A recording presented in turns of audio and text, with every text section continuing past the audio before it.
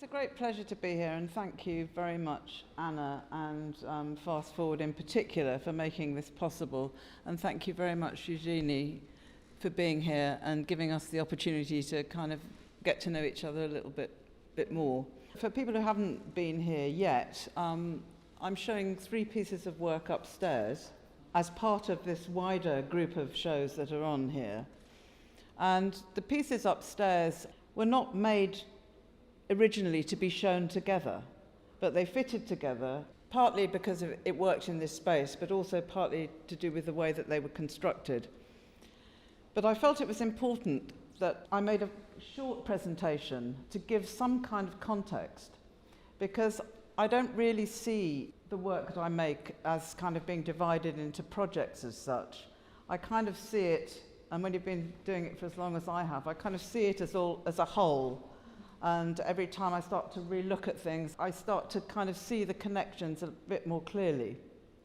So I picked some very kind of random pieces of work, starting in 1989. The reason I picked these 2 pictures was that I just wanted to kind of lay the ground, as it were, for what I was thinking about then, which is our human relationships with nature. And I think that this was my first photograph of a supermarket garden centre, and actually it has some relationship with this piece that I made quite recently. So these ideas are kind of often formed quite early on, and they emerge in different states, or you're still working around similar things. This is all pre-digital at the moment. This was a series of work I made at the end of the 1980s, the beginning of the 1990s, which was a kind of the generic title of Natural Habitat. And I was borrowing taxidermy specimens from the Natural History Museum in Cardiff and bringing them back into my own domestic environment and projecting them. Using projections, I was recycling lots of transparencies that I had, because I didn't really have much equipment. I had a camera and a slide projector. So I was kind of using old slides to project onto a scenario and then photographing it. So there were lots of kind of accidents that happened, lots of magic that happened actually inside the box that you couldn't see. But really right from this time, there was a kind of underlying ecological narrative, in the sense that I was trying to kind of make these 2 worlds collide, the sort of natural world represented in the museum and my own domestic space. So you see here the sort of fridge door is open, and there's kind of hints of radiators. This was a picture of an old house in Morat Street which had been pulled down, and I made the slide and then reprojected it into the living room of where I was currently living in Wales. This is much more recent work, so I'm not necessarily going in chronological order, but I'm just trying to sort of set up some points that might relate to one another. This was a piece of work which I made actually for a book called Brise, and it was published, I think, in 2013 by Ghost Publishers. It's a very simple book, really. It's got a wonderful text by Jonathan P. Watts in it at the front, which we worked sort of long and hard discussing this. But the pictures are very simple, and they consist of images that I found on the internet of tree surgeons cutting down trees. And I ripped them off the internet, lots and lots and lots of them, and then using a very simple kind of content-aware command in Photoshop, I was removing the bodies of the tree surgeons and then kind of allowing the branches around to kind of re-inhabit the void where the body had been. So in this one, you can actually see the chainsaw hanging down from the image. So it was kind of this idea of, it's sampling pixels, you all know probably, sampling pixels from the outside to then fill the void, and the idea of sort of nature boring a void and also growing back where it had been cut off. And these images, when they are printed and shown, they're very, very small. They're very, very low-res images. I'm sorry about the resolution of this picture, and the reason I put this in is I think it will make certain links with some of the things that I'm doing at the moment. This was from a series called Beyond the View, where I was trying to bring together the experience of being in a landscape so that the figure pictured and the landscape were inseparable. So I'm using a computer now. So this consists of the back of a head, of a young woman, and this field, in this case, an agricultural field of wheat with poppies and cornflowers. And then laying one image on top of the other, I was erasing by hand. All these lines are erased by hand, trying to draw a straight line, erasing the front image so that the back image came through inside the line. You can't see either image in its entirety, but they're kind of bonded together. And I think it became very much about the screen as well. So there's a sort of playing around with this, this idea of the digital, the screen, and something that you might try and do by hand. These are actually a metre square, so you can actually see what's going on in the picture. You can actually see the image inside the line, and that really excites me because I'm interested in figure and ground and the idea that a line might delineate between figure and ground, but in this case the image was actually inside the line, and that kind of excited me at the time. I'm not sure what that might mean, but anyway. And this has probably more relevance to the work upstairs, particularly the piece on the plywood. This is a landscape taken outside where I lived in Wales for many years, and it's a composite, it's made up of a lot of images, probably about 50 or so images. So I'm not standing in a fixed position. I'm quite interested in that, not having a fixed perspective, but I'm moving across the landscape a little bit like a scanner, really. So moving up and down and then stitching it back together again. So in some ways it's quite a straight photograph. I mean, it took maybe an hour to do and then stitch back together again. But there's something about it, about that process. So this is called Collapse, and this was called Blocked Field, which was made in a similar process, printed onto brushed aluminium. To view it, you actually have to kind of walk past the image, and I think the viewer kind of animates it a little bit. The light changes, it picks up the light and the colour from the floor and the surrounding room. And I was playing with this idea of the modernist grid and the idea of the hay bale. So the hay bales are all kind of not very straight, and then there's this grid which actually is about the size of a hay bale, in fact. And it blocks the view. I mean, actually behind that was Raglan Castle. And in front was my dog. It gives it some scale. She just ran round, and that was a very lucky accident. And I managed to sort of photograph her at that point. I think it gave it scale, but also other things. This is another photograph made of a composite, which was a really, really, really long piece of sugar beet. So I'm quite interested in you know, the kind of the countryside rather than nature, but the work landscape, I suppose. And so making this sugar beet into a kind of almost like a Japanese landscape or something, through a kind of a method of compression as well. And that was printed onto plywood as well. Very quickly, I won't talk about this project because you can very welcome to look at the book after, but I thought it was important to put in because this book was made as a result of a residency I did in North Carolina in 2018 and 2019. The complete time of it was 6 weeks. I went back twice. But it's the first piece of work I've made, really, which I think was very much about the environment and our human interaction with that. The whole book is about, I think it's about landscape and the environment, our inseparable relationship with it, without a single picture of nature in it, as it were. These are pictures of floors which were covered in maps, and they've been walked on by hundreds and thousands of people. This was in a recycling centre called the Scrap Exchange. Because of this footfall, it was, you know, very evocative, because this blue lino underneath the floor became these kind of new oceans that were opening up, and the landscape was changing. This place was the end of the road for surplus and unwanted objects. And for the first time I took portraits of strangers who were visiting this place. So the whole project was taken within one space. This is work that I've been making since 2020. I've been photographing in the same forest in France for about 10 years now, and when lockdown came I started to become a bit more playful with what I was doing. We weren't actually allowed to go into the forest for a while. I had been photographing, fascinated with the marks, the foresters' marks on the trees, the way that they both signed whether a tree was going to be saved or cut down, or how they acted as a kind of tag or a signature about who had custodianship of the certain parcels of land. In one sense, I was photographing paint, and then I was painting the photograph afterwards.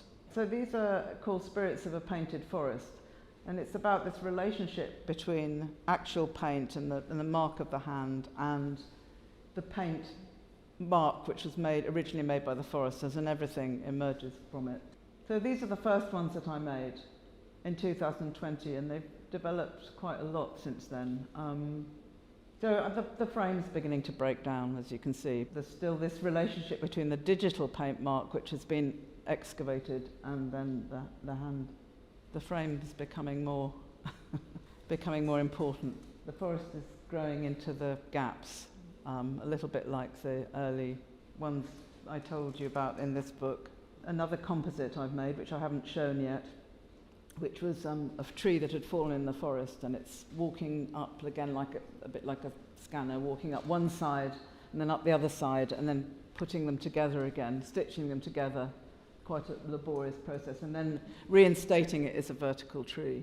So that's called Anatomy of a Tree. I mean, it does have a relationship to the body, I think, and in fact, I remember James talking about Eugenie and the way he used to paint, and it was almost like scanning up, paint the body and starting from the ankles and painting it in the same way, I think, that I was trying to construct this.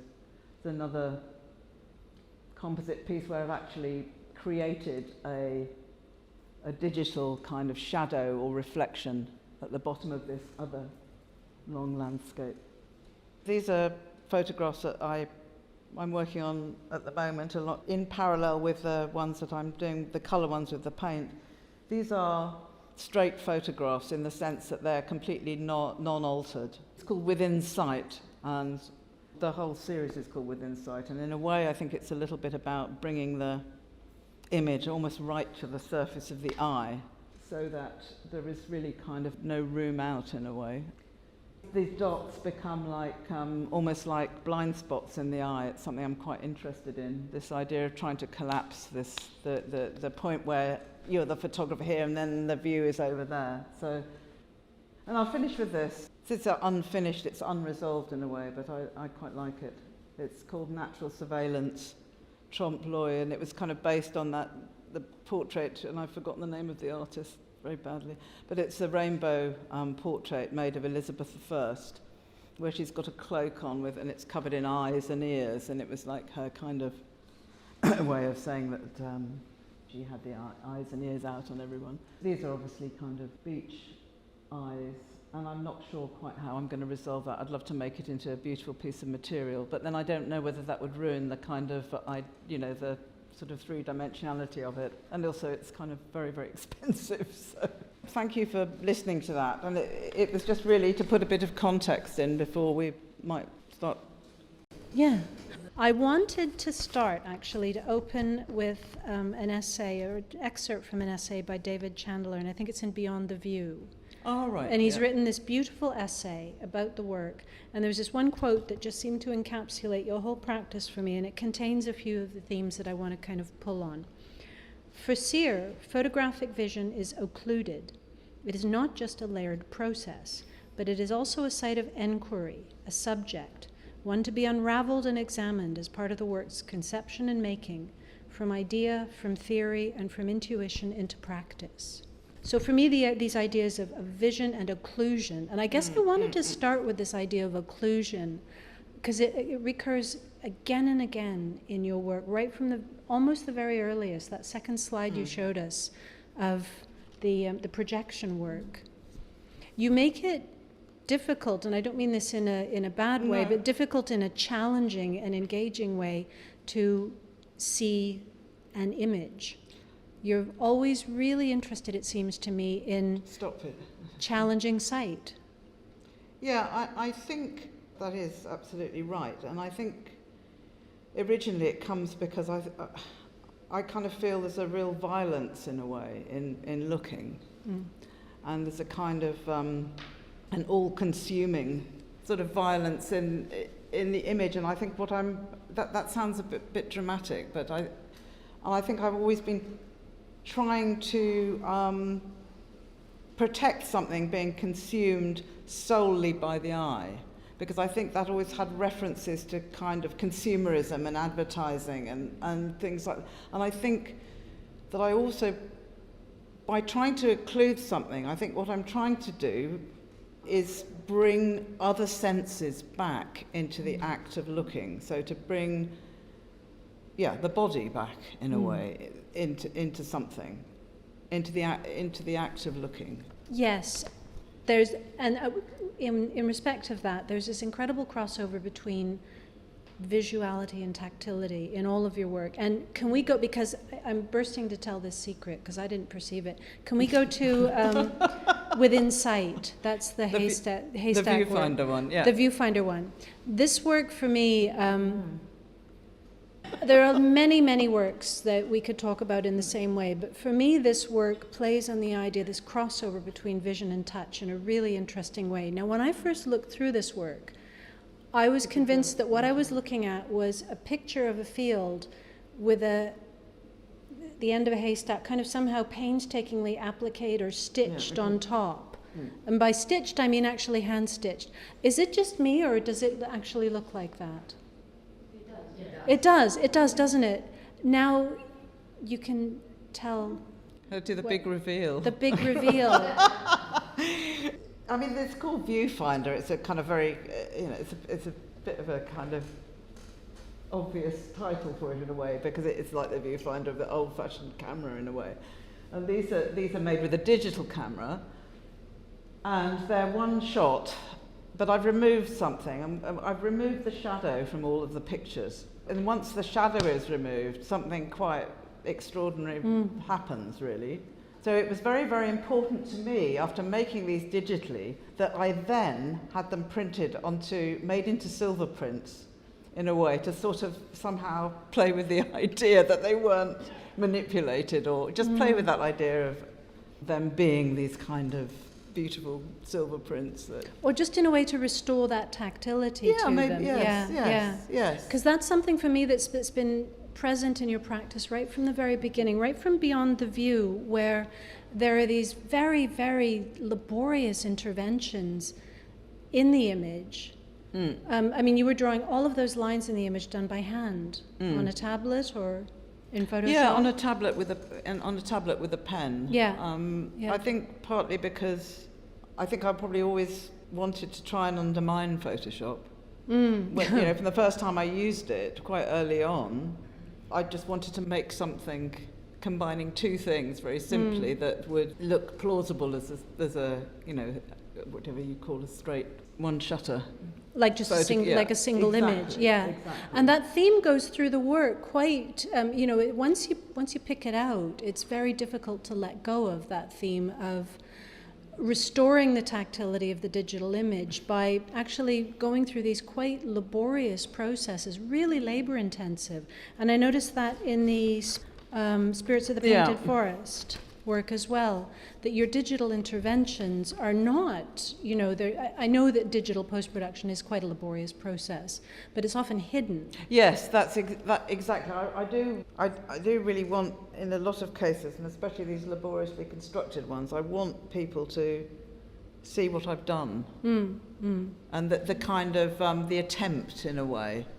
I mean, obviously I do use, when I'm stitching things together, that is a sort of concealing a join in some sort of way. But I think that's a kind of different thing from actually drawing that line, which was quite shaky with the hand, and you could really see it wasn't something that I'd used a ruler with. You have actually started, you were saying earlier, towards a little bit later in the series, actually painting, physically painting on them? I think these were the first ones, and they're kind of a bit awkward, really. I find them they're quite problematic, these pictures, to make paint work with a digital image, and they were kind of a bit like the sort of problem children, and they were the first ones I did. But the idea really was that it started with somebody else's mark, and then I was kind of releasing these marks or lifting them. Everything comes out of the picture. Nothing's on there that didn't start off with a picture.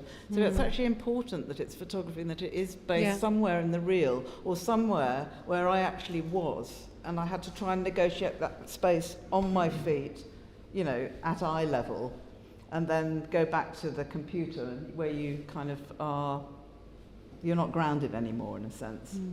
But all these brush strokes are digital. These are all digital, Yeah. and they're all lifted from the original picture. So it was almost became like they were having their own party in a way in the forest, or they were doing some sort of ritualistic thing was going on when no one else was there. But I wanted to finish it off with my own kind of signature in a way. So the painted bit was almost like this is all painted by hand in a kind of really sort of, I don't know whether you sort of say really sort of anal way. You can't see the brush marks really. So it's kind of, there's this thing where the digital paint becomes more like a gestural painted mark. And this is beginning to break down, and it's quite difficult to talk about these at the moment because I'm right in the middle of sort of trying to push them even further and make the borders much bigger and the paint have a more equal kind of battle with the image, and trying out new ways of making marks really, which is not really about painting, but it is about making a mark with a bit of cardboard or something like that. They're quite sort of garish colours in a way because it's a bit like a sort of rural graffiti with these. They're also quite chaotic visually. Yes. And I use that word, I mean, for me it's a Yeah. compliment. I'm very, very fond of visual chaos. I'm very fond of images that don't draw your eye to the center of the picture plane and lead you on that foreground, middle ground, horizon journey that we all know so well. I think it's interesting. I remember actually Sharon Morris said to me once, with the pictures of the birds in the domestic space, she said, there's no room for anyone to look at this work. Why I can't get into it. You've kind of blocked out. But that's all the what's so space, engaging and about it. I don't quite know what I'm trying to protect, but I'm certainly enjoying playing with these. And I don't quite know where they're going, and that's a nice thing to be doing, because the more work you do, the more you kind of get a handle. I mean, I've been doing it for a long time now, so you kind of look back, and hindsight's a wonderful thing, and you start to make all these connections, and you start to realise you're probably just working around a few ideas, and it's great to be able to look back and see how something like this actually can relate to something that's quite simple and black and white, and there's the same kind of thinking going on, but I'm trying to kind of... But that notion of the way into the image is a really interesting one, because that idea of a way into, like a map from here, where I am the viewer or the body, to over there where, something else is, the back of the image or the horizon line, that is so heavily historically determined. It's, the structure of the camera is based in Renaissance perspective machines. So that idea of being able to look into the image and get into the image is not only native to photography, but it's a really, really deeply ingrained cultural habit. But it's also a power relationship, yes, isn't it? Absolutely, because you're standing, if you're kind of in a diorama, for instance, they were all designed so that, you were the powerful human figure. You were the center, and everything was kind of laid out for your view in a way. And I think that part of me wants to kind of disrupt that. I think or a big try and part, disrupt that power relationship, so you can't necessarily consume these things in one go. It might take a little bit of time, or I put a few stumbling blocks in the way. It might be a good time to sort of riff on the theme of violence that's going through the work. The light box upstairs, the first time I saw that, I was actually struck, and then of course seeing the way it's related to the painting of St. Francis of Assisi. St. Sebastian, yes, there we go. And the Brise work, which is also kind of continuing that theme of cutting and... Yeah, well, my father was a surgeon. That's probably kind of... This had some kind of contextual background as well, because I was making some work in Venice. This was the Mantegna's last St. Sebastian, which was in the Cadoro in Venice. And I'd actually was making, when I got the gig to do this piece in Venice, I was actually already making another one of the other one that's in the Louvre, the other St. Sebastian. Mantegna made 3. And they were, latterly known for their sort of homoerotic kind of connotations, but they were also to do with the plague. And I was thinking about production and consumption and agriculture, and this is basically a rapeseed field, which is made very, literally, this was actually made in lots of different pieces with very thin tissue paper and stuck together on the wall of my studio. And then when the field was harvested, I picked up the stalks from the field. I didn't do it in that order, actually. I'd picked the stalks up ages before. I didn't know quite what to do with them until this came along. So I'm being, these things don't happen in a linear way. But when you're giving a talk, it sort of seems like it's seamless, but it's not always like that. So this pile of sticks I pulled out, they looked like kind of, like tooths. They were very, very visceral. I painted them to enhance that. But they'd been lying in my studio for ages, and then it kind of, I thought, okay, this is what I'm going to try. So basically I hung this up in the studio, and then I, using the coordinates of this painting, punctured the paper and then re-photographed it. That's actually a version of the light box. It's not the full size, but it was kind of made for the light box here. But yes, violence. I think there was a lot of the landscapes I do are really, I think they're kind of about the body, even though the body is quite often absent. I mean... Not pictured. Yeah, not pictured, yeah. But I think that it almost like the landscape sometimes becomes like the body for me. Like the collapsed field sort of laid out, or stack of wood, or... Can we go to one that you've just scrolled past, Anna? It's that one on the bottom right. Which was made at the same time as the Mantegna piece, and this is probably... it's a really ambitious piece of work, and partly because I actually got some funding to do it, and it does help if you have a space to show stuff and the funding to do it, because not many people have got, 8-metre wall or whatever to try these things out, or the kind of ability to do that. So this was a fantastic opportunity for me. And this again was a wood stack, which I photographed in the way that I was talking about before, and stitched together again, and then printed directly onto brushed aluminium. And the reason I did that was because something fantastic happened, and that's why I really like experimenting with process. I'm not doing it for the sake of it, but what happened was that these images are really good quality, and they're taken with a high quality Hasselblad and stitched together, so you could see where the chainsaw had cut the log, and it was right on the surface of the image. And what happened when you put the image of a log being cut by a metal chainsaw back onto metal, for me then something really exciting starts to happen. It's like the image and the substrate blend together in a way, and I think that's something I'm really interested in. So in one sense it's actually to do with surface, and I think that's what you were saying really in terms of kind of tactile thing. It's something that doesn't just come with the eyes, you feel it somewhere as well. I'm very interested in that.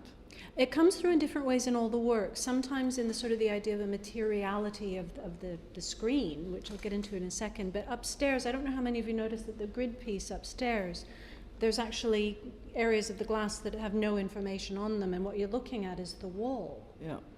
So it's not just the surface of the image, but this awareness of this thing as, a material thing that's on a wall. So, in different ways, all of your work is drawing attention to this idea that you are a body looking at there's the cold frame. Yeah.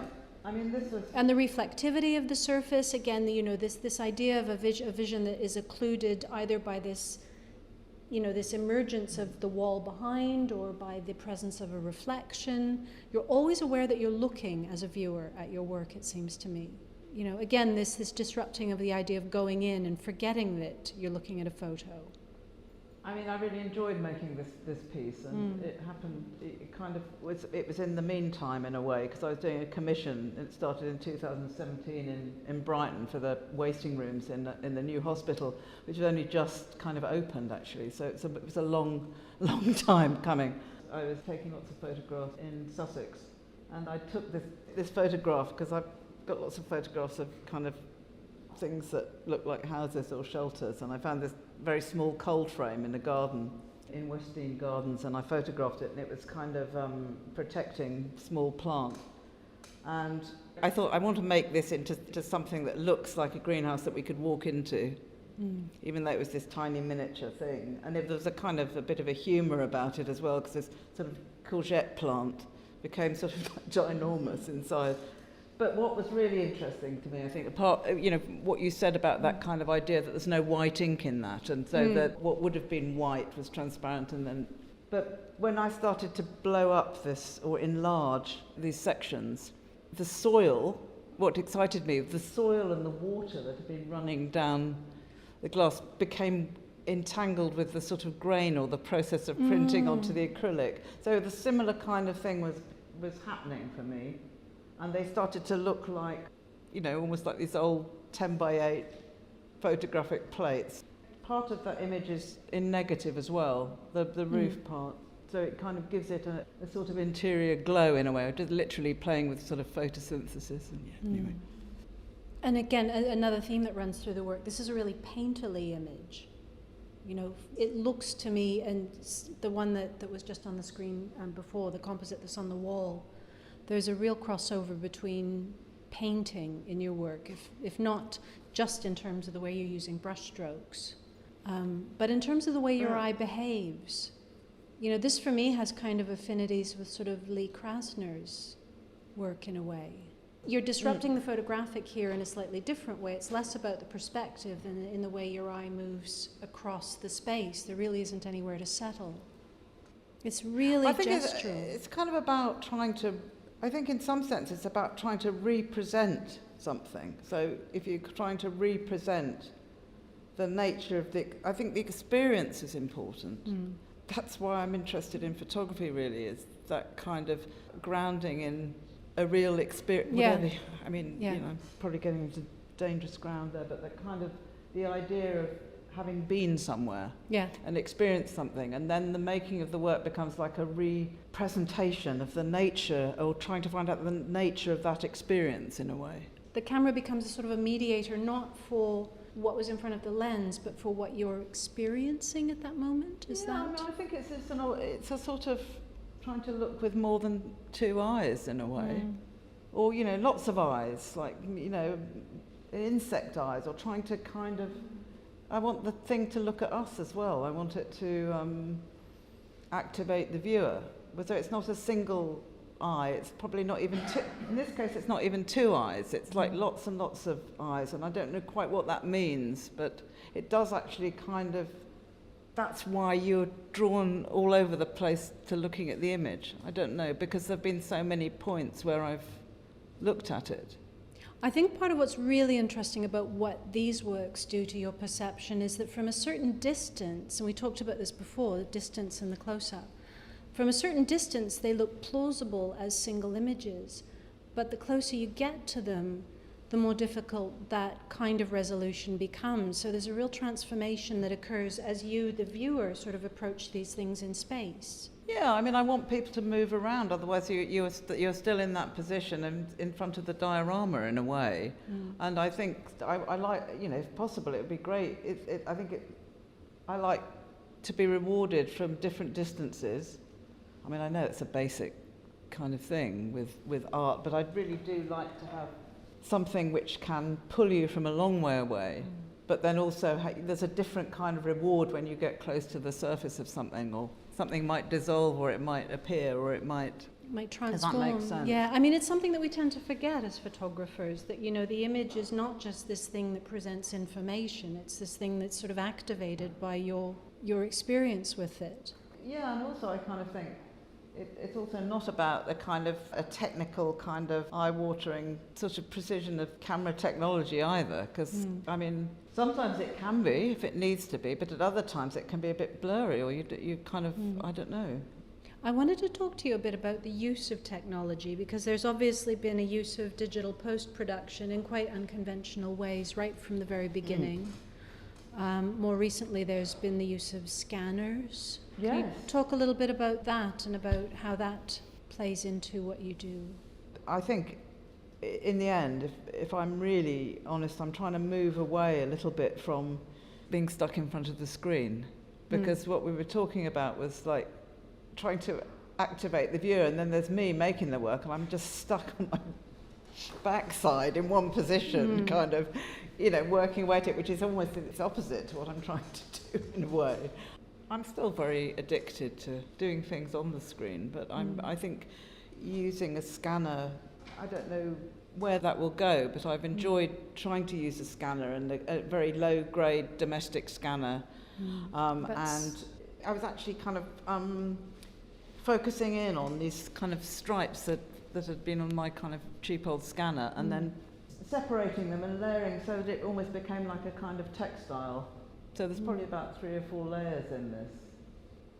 But here, again, you're getting back to this idea of this real disruption between the figure and the ground. Something like this almost looks plausible as a studio shot, but then there are others that are kind of relentlessly sort of two-dimensional. I mean, they also do something else when you see them in the flesh. They do sort of look like they're kind of poking out of the picture a little bit, the way those sticks do, because of the layering in a way. They kind of look like they might be going to come out. These were really bracken, a plant that survived billions and billions of years, and obviously the first fossils and print. So this was a kind of another form of printmaking in a way.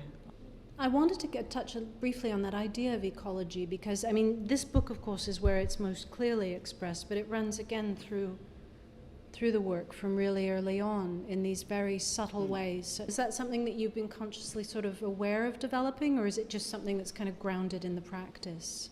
Well, no, I think it's been there from the beginning, really. I think, there was the work that those birds were in, was, from a big British Council touring show called Decomposition, Constructive Photography in Britain. It was right at the beginning of the 1990s, and with a host of really interesting artists who were working with photography.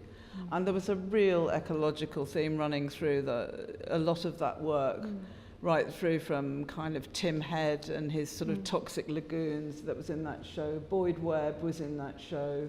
Helen Chadwick, Hannah Collins. Anyway, I think that awareness has been there for since I started making work, really.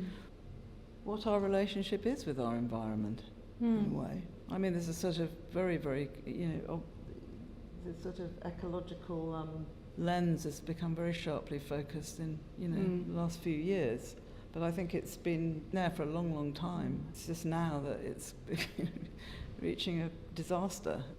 I haven't tried to impose a narrative on the work. It's something that's really interesting because, of course, there's a lot of work out now that's trying to deal with climate change by representing it. And or by ecological concerns more broadly, by sort of creating representations.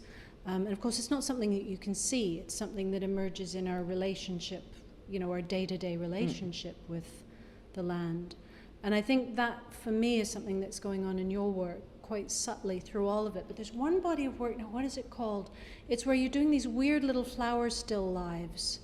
No, I mean I love these because they look sort of AI generated. They look almost inorganic. You've taken a really, really commonplace formation. It's Queen Anne's lace or whatever it's called. Dorcas carota. Yeah. But I've been very violent here. This is very It's violent very, work. they are quite... I've cut them up and reconfigured them into little sculptures.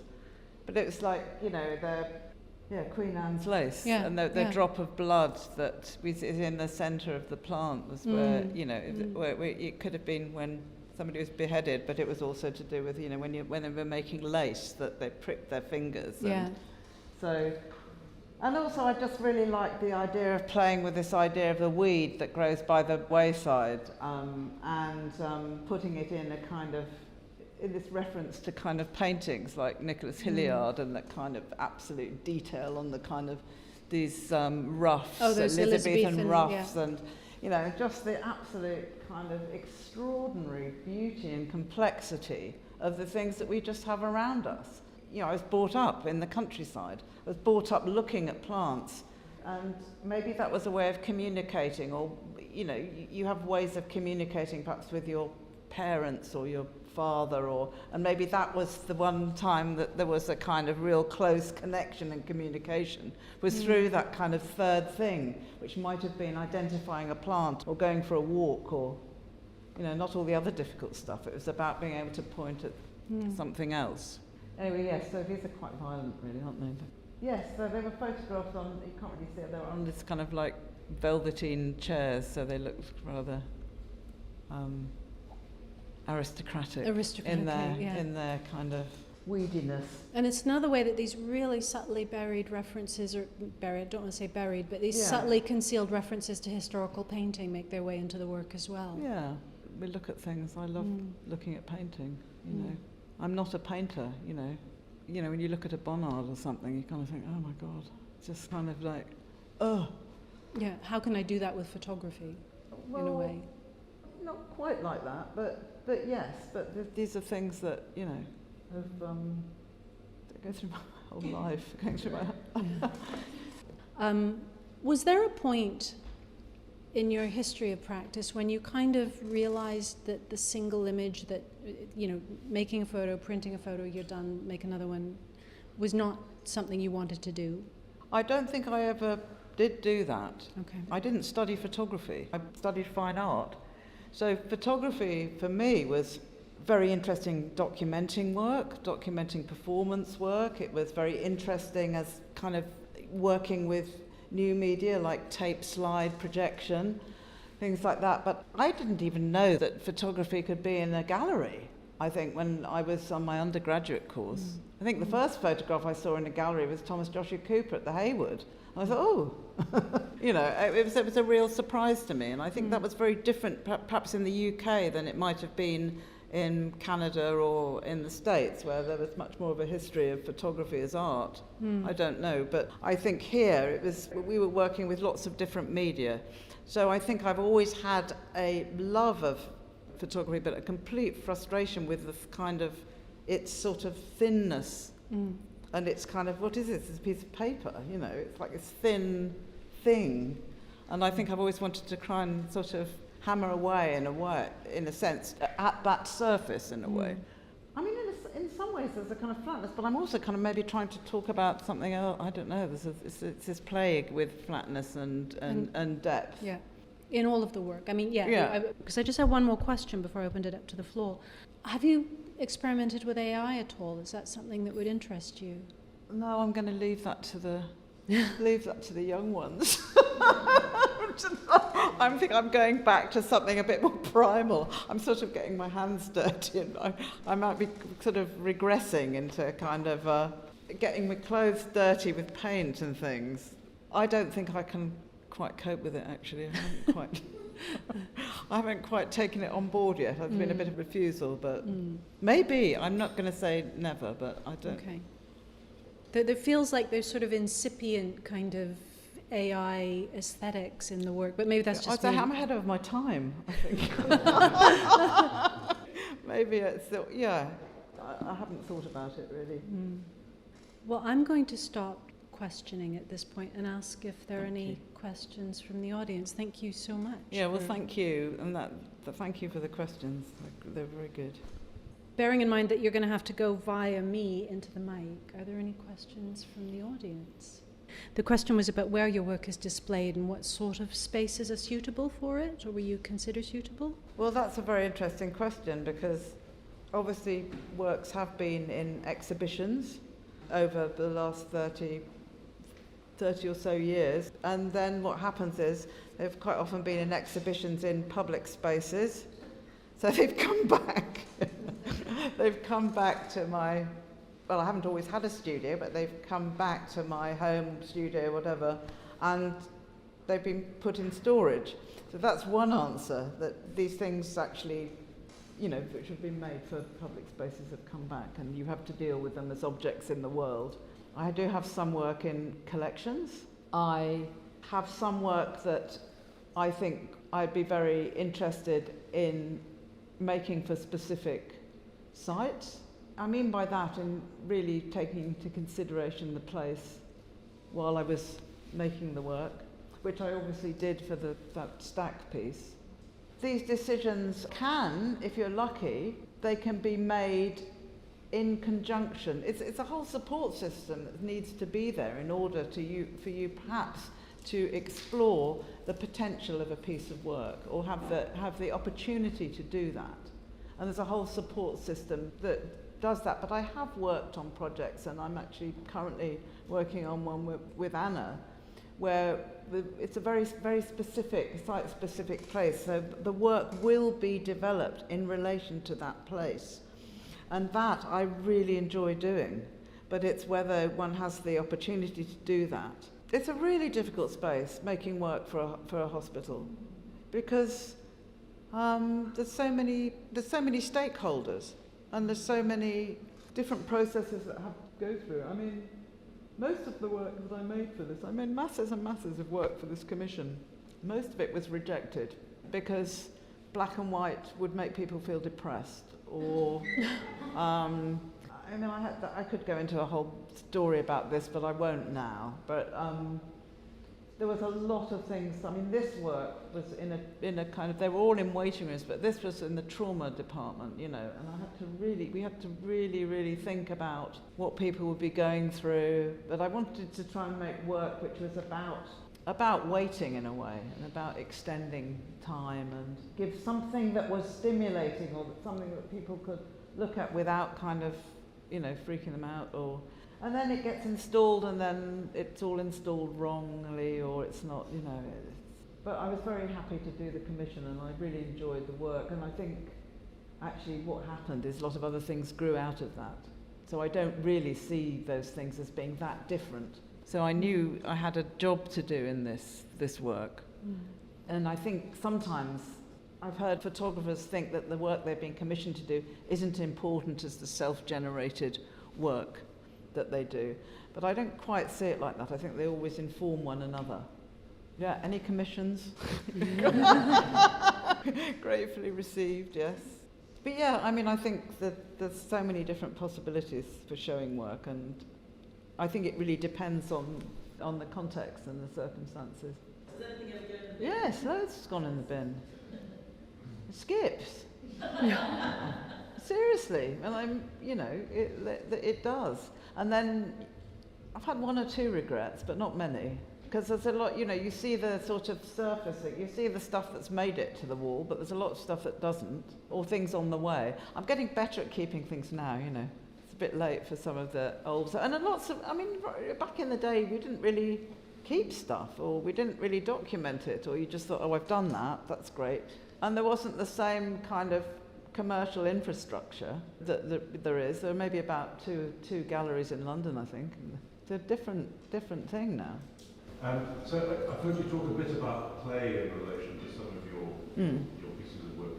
How important now deliberate and conscious is play as part of the process?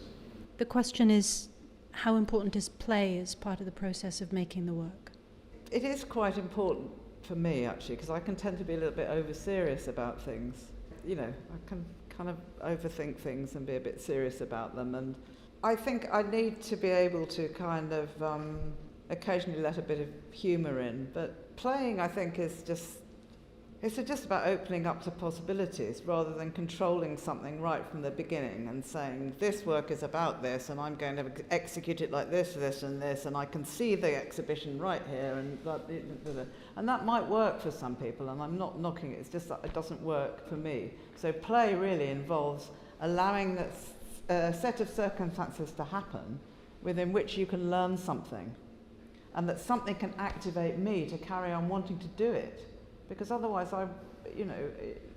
once I start to know too much how I'm making something, it's probably a good time to sort of move on. For certain work there that I actually I don't think I would be able to make again. I can't remember how I did it, and that's a good thing. I think play it's really about kind of setting up something that is going to animate me, and so I can have a conversation with it, or it can tell me something that I wasn't aware of before. So the question is whether walking is important. When you go out in the forest, for instance, are you taking images sort of more or less spontaneously, or with something in mind, some destination? It's a bit of both, really, because I do a lot of walking. I don't carry a camera a lot of the time, actually. I probably should. I've got, I do have a phone sometimes, but I do walk the dog because I live in a very rural situation now. It's a very beautiful, lovely thing to do. So I do it on a regular basis, and I go back to the same places again and again. So, and then, I'll find something and think, okay, I've got to be serious and go back with a tripod, or, it's not an exact thing. But I do find myself going back to certain spots. But it's quite nice because the way the forest changes, the way it's managed, I mean, it's changed incredibly since I've been there. So the landscape itself is totally different. The new signs appear, and then I have to go and explore new bits. So I'm kind of led by that. I'm led by the activity of other people in a way, in an odd sense. So I'm not kind of totally kind of forest bathing or in the wilderness in a sense. Although it sometimes can feel like that. It's a really lovely place to be. But I think I am being led by others as well. And the dog. Not that one. I know. Do you discern a trajectory in your work over time in your relationship to nature? Well, the trajectory kind of implies a line, doesn't it, I guess? And if it's going from being, when I started in my 20s through to now, in my late 60s, yeah, there is a trajectory, and it's going in a kind of way towards, towards death in a way. Let's lighten the subject. So yes, I think there is a point where you do become more connected. I feel it, that you become more connected with your environment, with the natural world. Things suddenly kind of come closer to you. I would say that's a trajectory, but I'd still want to rather hope I'm moving around in circles and not still, moving, trying to move around something as well. We didn't talk about this work, forest operations. This was a commission, actually. This was another wonderful opportunity I had in 2018, working with a dear friend and curator, Stuart Cameron, who sadly now died. And I've known him for a long, long time and worked with him before. And he was working in North Yorkshire, in Scarborough. He was also working in Dalby Forest. And I was commissioned to work in the forest for a year. And I was living in Wales at the time, and I was going up and down from Wales to Scarborough on a fairly regular basis. It's a fabulous landscape, but what really, really became a centre of interest for me was all the things that were happening in the forest. The forest was a backdrop for a number of leisure activities. And so I decided to kind of follow this particular site, which we kind of probably shouldn't have gone into, but we sort of broke into after some point when they went there. This is a kind of like a zombie paintball trail. And so all this stuff was actually in the forest, so I was photographing. So again, there was a lot of paint marks in this one in a way, but in the actual forest. But these were photographs I took in the meantime. I actually made a film about this, and I went out with the guy who culled the deer, and I went to the sawmill, and I went and watched the people planting the trees. So I went through the whole cycle of things, and it was really fantastic. I just put something together which was, in one level, it was a documentary. I didn't direct anybody. It was all documentary, but the way I edited it made it a bit like a kind of, much more like a sort of fiction. And so these were just some of the, almost like this sort of, the photographs that went along with it. Some of them I think are successful, some aren't. I would probably do a big edit of these now. And there were a whole load of concerts being played, and massive forest concerts every summer. And so I did a workshop, a sound workshop at 3 a.m. with like 30 other people. We went up into the forest, and I'd cut up all the lyrics of all the bands that had played in the forest, and any relationship to nature, cut them all up in a kind of, Dadaist map. And we got some amazing sound equipment, and all the people who were in the workshop were walking through the forest, reading these words, and we captured this as a soundtrack. It was amazing, actually. It was, and there were deer barking, and there was and then there was somebody who had an amazing singing voice and started singing these words. So it became this sort of wonderful. It was a wonderful experience, really. So yes, I love working on things like that. You know, there's the thing that you do on your own or in the studio, but there are other opportunities sometimes which are really, really rewarding.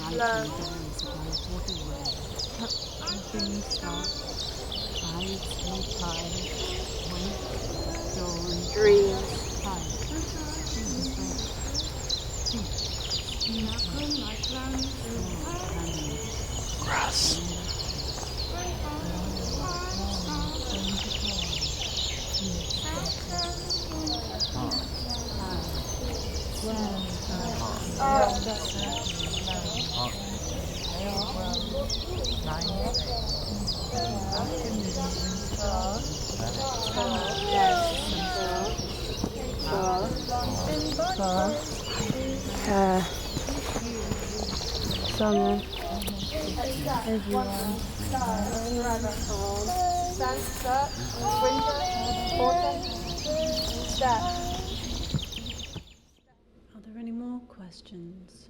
Well, I think we've done enough. Do you think we've done enough? Yeah. I needed to.